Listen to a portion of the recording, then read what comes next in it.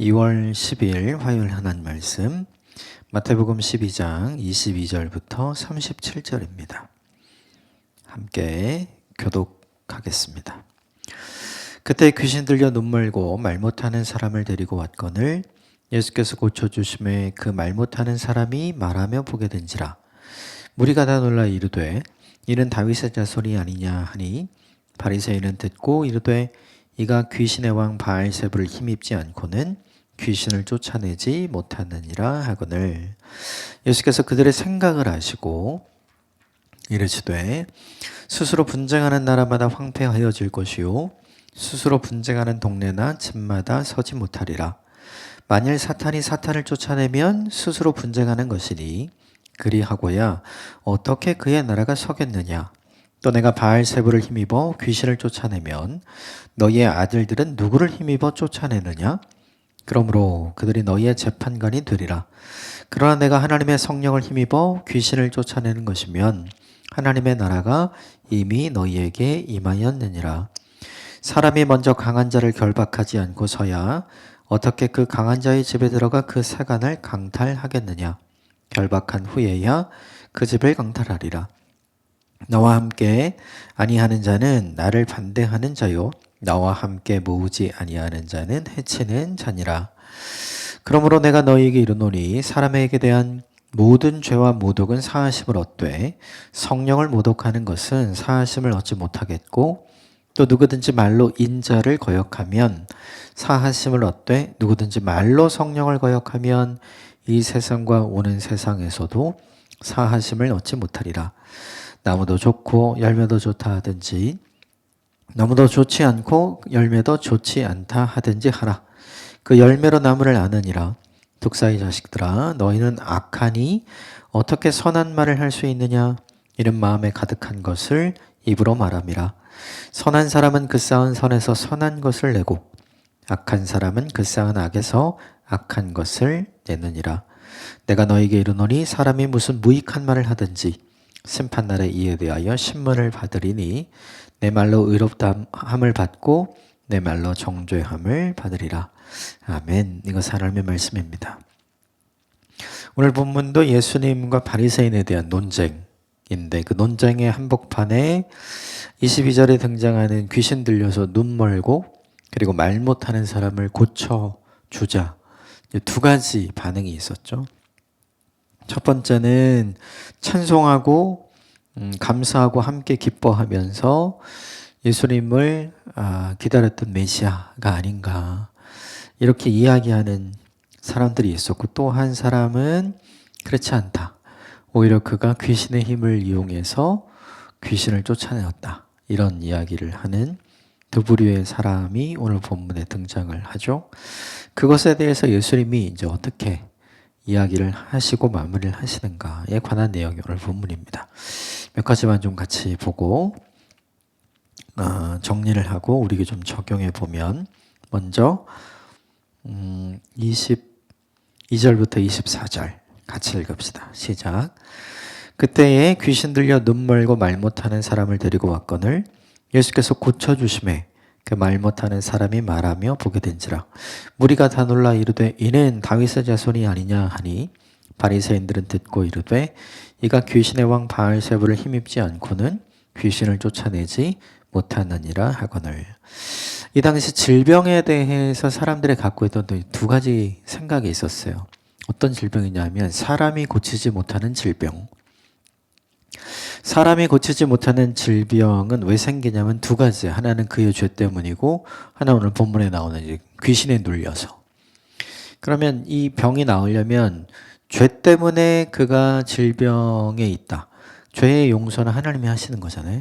하나님이 용서하시면 그의 죄가 나을 수 있다. 그런데 그가 낫지 않는 이유는 하나님이 그를 용서하지 않기 때문이다. 그러면 하나님이 용서하지 않는 사람이 잘해줄 필요가 전혀 없겠죠. 그래서 이런 부류로 생각하는 사람들이 대부분이었어요. 그리고 또 한 부류는 오늘 본문에 있는 것처럼 두 번째 귀신에 눌려서 귀신에 사로잡혀서 악한 영 때문에 이제 질병을 얻게 된 경우라고 사람들이 생각을 했죠. 이 사람들이 나으려면 어떻게 해야 돼요? 귀신을 쫓아내야 되겠죠. 그 귀신이 쫓아냄을 당하면 그러면 그가 회복되는 거죠. 근데 그가 회복이 되지 않으면 어떻게 돼요? 귀신이 쫓아냄을 당하지 않는 거죠. 그렇죠? 사람들이 이렇게 생각을 했어요. 그가 말씀으로도 찬송으로도 혹은 선포로도 귀신이 쫓겨나가지 않는 이유는 무엇인가? 귀신이 그에게 나가지 않는 이유가 있어. 이것도 역시 그의 죄 때문이라고 사람들이 생각을 했었어요. 오늘 본문에는 귀신을 쫓아내시는 예수님의 모습이 등장하죠.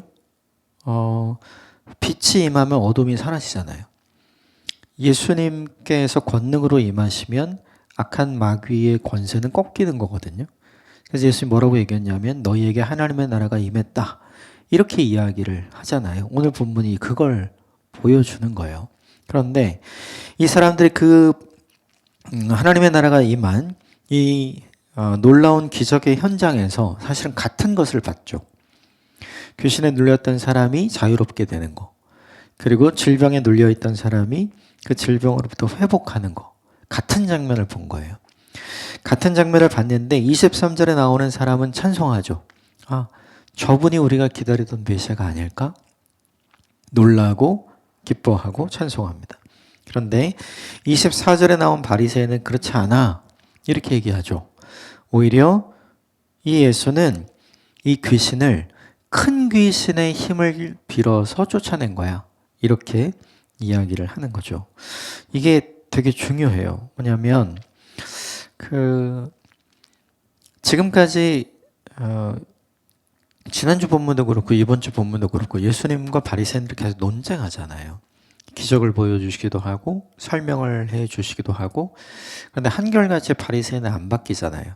그리고 어제 본문을 보면 그 회당에서 손 마른 자를 고쳐주신 사건 때문에 드디어 바리새인들이 예수를 향해서 적의를 가지고 저 예수를 어떻게 죽일까 고민하고 논의하잖아요. 그러니까 빌미를 잡는 게 너무나 중요했고 예수님을 기분 나쁘게 보고 있었죠.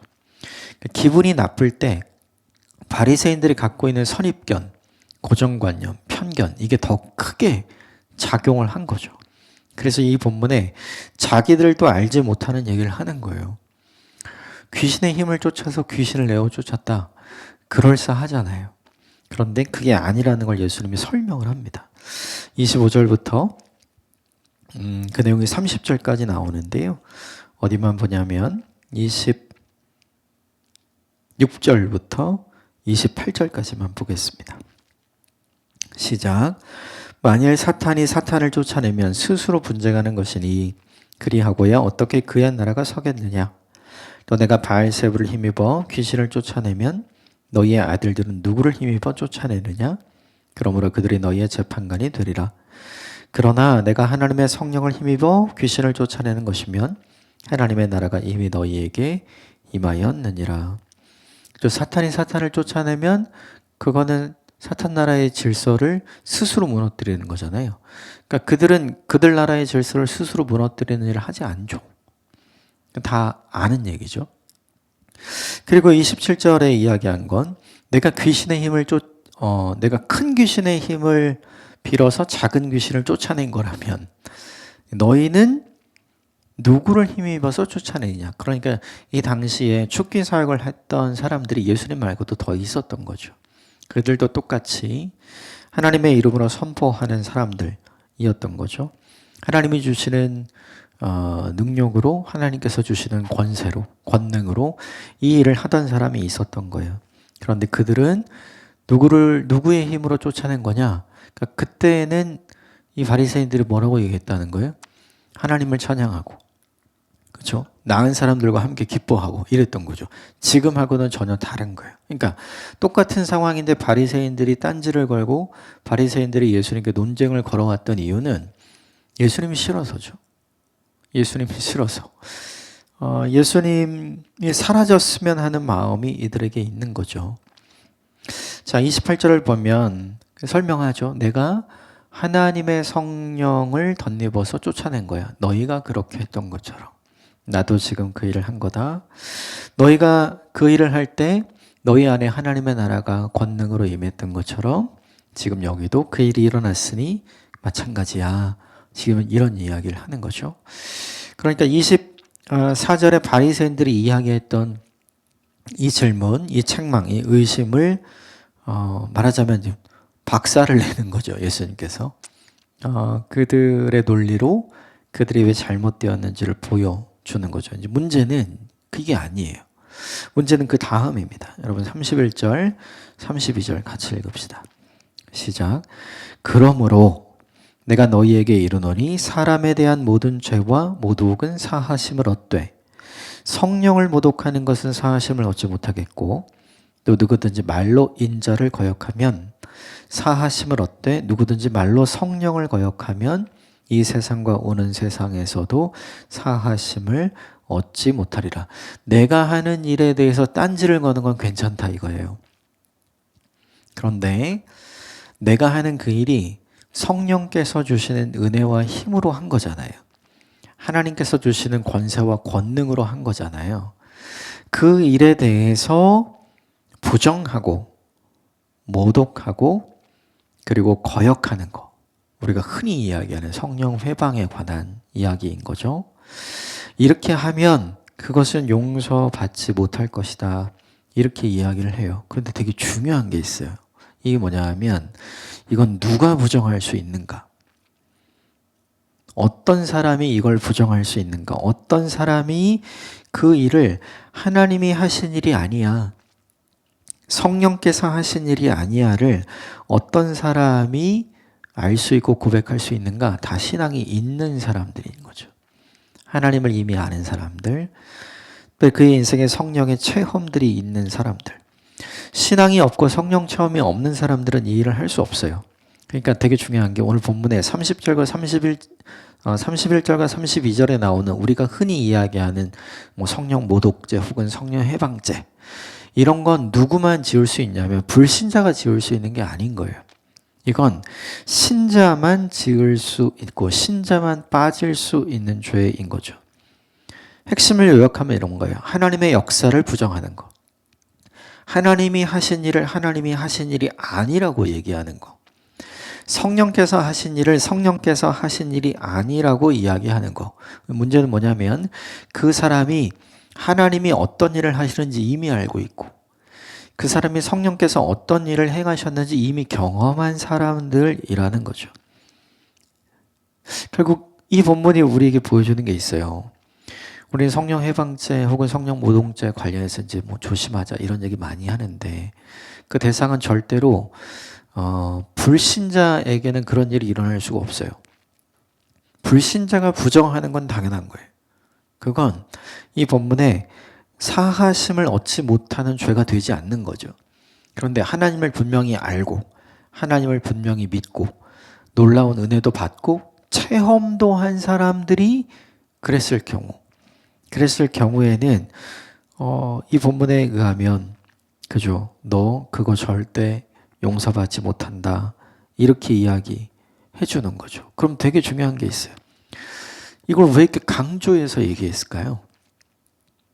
너 계속 그러면 너 그거 용서받지 못해. 이렇게 얘기한 거잖아요. 그거 이미 했잖아요. 이 본문 속의 바리새인들은 당신은 성령의 능력으로 한 것이 아니라 바알세불의 힘, 더 큰 귀신의 힘을 얻어서 작은 귀신을 쫓아낸 겁니다. 이렇게 얘기해버렸잖아요. 그러면 이미 성령 회방죄 혹은 성령 모독죄를 지은 거잖아요. 그럼 용서 못 받아야 되잖아요. 그럼 이거 말할 필요 있어요? 없어요? 없죠. 근데 왜 얘기했을까요? 기회를 주는 거예요. 깨닫게 하시고 알게 하셔서 돌이킬 수 있도록 하고자 하는 마음이 누구에게 있냐면 예수님에게 있는 거죠. 이 본문을 사람들에게 굉장히 두려움을 주는 용도로 이거 조심해야 됩니다. 이거 하지 말아야 됩니다. 라는 식으로 이야기를 하면 안 돼요. 예수님은 이 이야기를 절대로 너희들은 용서받지 못해. 너희들은 심판받을 거고 너희들은 징계받을 거야 라는 의미로 이걸 얘기한 게 아니에요. 지금 너희가 한 그 말이, 그 판단이, 그 생각이, 그 정죄가 이런 거에 해당하는 거야 라고 알려주죠. 왜 알려줘요? 돌이키게 하려고.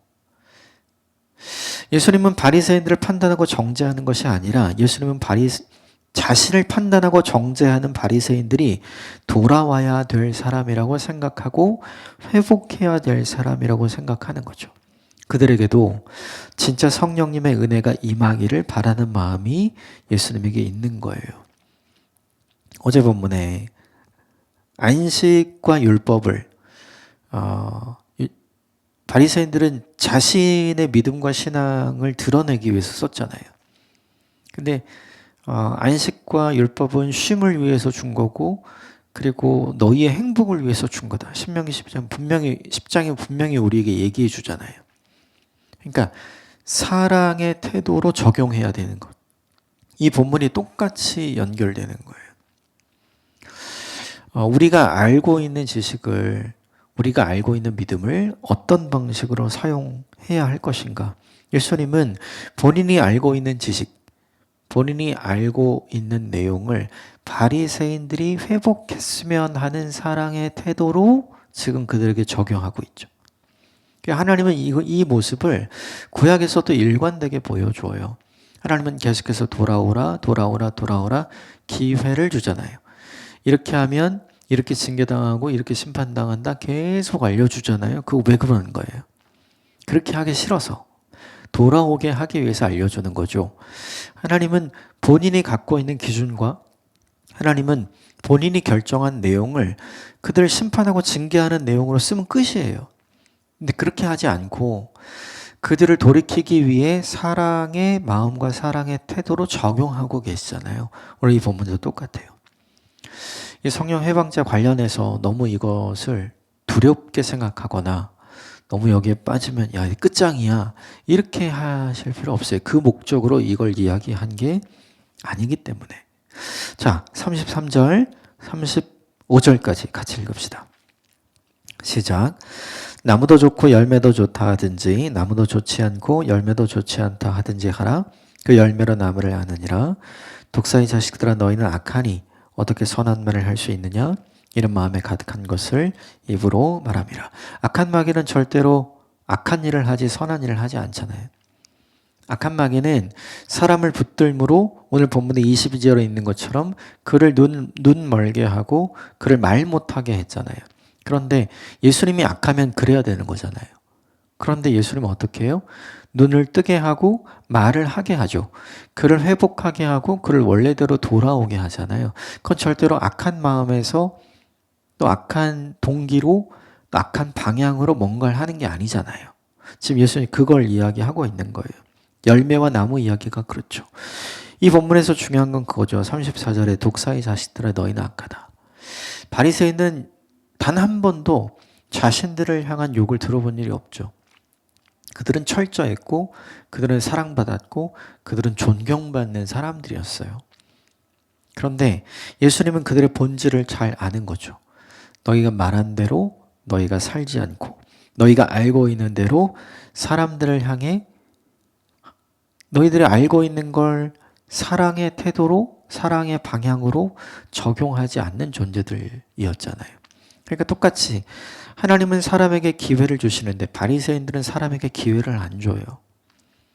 하나님은 사람을 회복하고자 했는데 바리새인들은 사람들을 회복하고자 한 게 아니라 판단하고 정죄해서 끝내버립니다. 그러니까 전혀 달랐던 거죠. 그래서 35절에 보면 선한 사람은 그 쌓은 선으로부터 선한 것을 하고, 바리새인은 되게 선해 보였거든요. 그렇지 않았잖아요. 그러니까 너희에겐 선함이 없어 라고 그들의 숨겨진 본질을 이야기해 주는 거죠. 선한 것에서 선한 것이 나오고 악한 것에서 악한 것이 나온다. 당연하죠. 뿌리는 대로 나오는 거예요. 콩 심은 데 콩 나고 팥 심은 데 팥 나는 거죠. 다시 말하면 이 본문이 우리에게 보여주고자 하는 게 뭐냐 하면 이 본문에는 크게 두 종류의 사람이 나와요. 첫 번째가 22절에 나오는 약한 자. 그렇죠? 근데 오늘 본문에 이 약한 자만 있는 게 아니라 34절과 35절에 나오는 악한 자가 나오는 거예요. 예수님은 약한 자는 고쳐주시죠. 긍휼을 베풀어 주세요. 사랑으로 그를 회복시켜 주시죠. 근데 악한 자에게는 어떻게 합니까? 긍휼이 없어요. 사랑으로 회복하는 거 없습니다. 분명한 심판과 징계를 알려주죠. 그리고 돌아오게 해야 하니까요. 그것으로부터 벗어나게 해야 되니까요. 그게 뭐예요? 회복이잖아요. 그러니까 약한 자든지 악한 자든지 예수님이 기본적으로 갖고 있는 그들을 회복시키고자 하는 마음은 있어요. 근데 방식이 전혀 다른 거죠. 약한 자에겐 한없이 따뜻하지만 악한 자에게 예수님은 따뜻하지 않아요. 매우 분명하고 매우 정확하게 알려주는 거죠. 왜냐하면 약한 자는 품어서 고쳐야 되고 위로하고 격려해야 되지만 악한 자는 어떻게 해야 돼요? 돌이키게 해야 돼요. 사람은 그냥 돌이키지 않잖아요. 결국 이 본문이 우리에게 보여주는 게 뭐냐 하면 성도가 왜 망하는가? 성도는 약해서 망하지 않아요. 약하면 주님께서 회복시켜 주잖아요. 근데 성도는 악해서 망하는 거죠. 바리새인이 왜 망하는가? 그들이 악해서 망하는 거예요. 근데 그 악은 보이지 않는 데 있었잖아요. 그들의 내면에. 예수님은 정확하게 아는 거죠. 우리의 심령과 중심을 꿰뚫어 보시는 분이 정말로 아는 거예요. 되게 중요한 건 그 심령에 보이지 않는 악을 갖고 있는 사람이 어떤 말을 하는가? 36절, 37절 같이 읽읍시다. 시작. 내가 너희에게 이르노니 사람이 무슨 무익한 말을 하든지 심판날에 이에 대하여 신문을 받으리니 내 말로 의롭다함을 받고 내 말로 정죄함을 받으리라. 악한 마음으로 하는 말이 다 어떤 말이에요? 무익한 말. 그 무익한 말 때문에 내가 어떻게 된대요? 다시 너에게 그게 심판의 잣대로 돌아오게 될 거다. 그럼 우리 생각을 좀 해봐야 되겠죠? 이 약한 자, 이 귀신에 눌렸던 이 약한 자가 회복됐을 때 유익한 말을 했더라면 얼마나 좋았을까? 사람들이 했던 것처럼 저분이 다윗의 자손일지 몰라. 이 사람 회복됐으니까 함께 기뻐하고 함께 즐거워하고 함께 찬송하고 함께 예배하고 그랬으면 얼마나 좋았을까? 근데 바리새인들은 그렇지 않았잖아요. 우리는 어떤 말을 할 것인지를 선택해야 돼요. 믿음의 말을 할 것인가? 아니면 불신의 말을 할 것인가? 긍정의 말을 할 것인가? 아니면 부정의 말을 할 것인가? 오늘 본문에 있는 것처럼 유익한 말을 할 것인가? 아니면 무익한 말을 할 것인가? 누군가에게 힘을 주는 말을 할 것인가? 아니면 누군가에게 힘을 빼는 말을 할 것인가? 무엇보다 중요한 게 있죠. 성령의 역사를 인정하는 말을 할 것인가? 아니면 그걸 부정하는 말을 할 것인가? 누구에게 달려있냐면 우리 마음속에 달려있는 거죠. 참 안타까운 건 바리새인은 자기가 하는 말이 어떤 종류의 말인지 모른다는 거예요. 여러분 우리가 말 안 하고 어떻게 살 수 있어요? 말 다 해야 되잖아요. 말해야 되는데 어떤 말을 해야 되는지 이 본문이 우리에게 보여주죠. 선한 말을 하는 게 중요해요. 선한 말을 하려면 무엇이 있어야 되는 거? 우리 안에 선한 마음이 있어야 되죠. 선한 마음이 있어야 하나님이 하신 일을 하나님이 하신 일로 인정할 수 있게 되잖아요. 오늘 하루가 저와 여러분에게 그런 마음이 있는 날이 되었으면 좋겠고 오늘 하루 우리가 하는 모든 말이 무익한 말이 아니라 유익한 말이 되는 날이 됐으면 좋겠습니다. 함께 기도하겠습니다.